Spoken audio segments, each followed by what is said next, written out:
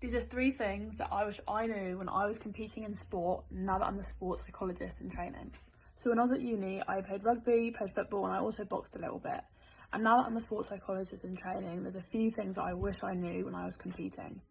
If you haven't come across my page before, my name's Tiggy, I'm a sports psychologist in training, and I work with athletes to optimise their performance and their well-being in their sport. So the first thing that I wish I knew when I was playing sport is you are not your thoughts. As athletes, we can have quite a lot of negative thoughts. This can be self-doubt before a performance or self-criticism after a performance. And the more we think the same things, the more we believe them. For example, if you tell yourself you're not good enough every single day, you're going to believe that you're not good enough. But that doesn't mean that that's true. It just means that your thoughts have somehow become fact in your mind. So for athletes, it's really important to remember your thoughts are not facts. And when you work with a sports psych, it can be a lot easier to identify these negative thoughts.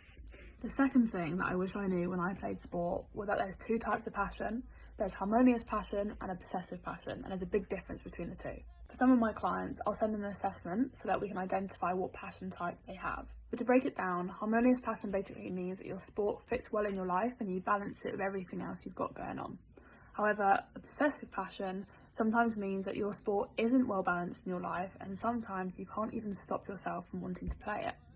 This is sometimes driven by imposter syndrome, perfectionism, or fear of failure. So for athletes, it's really important that you understand whether your passion for your sport is harmonious or obsessive. And again, working with a sports psych can help you identify that. And lastly, I wish I knew there were two types of self-comparison. So there's upward self-comparison, which is when you compare yourself to people who you think are better than you. And then there's downward self-comparison, which is when you compare yourself to people you think you're better than. So as an athlete, self-comparison is really important. It's important to know where you're at, and you can only really do that by comparing yourself to other people.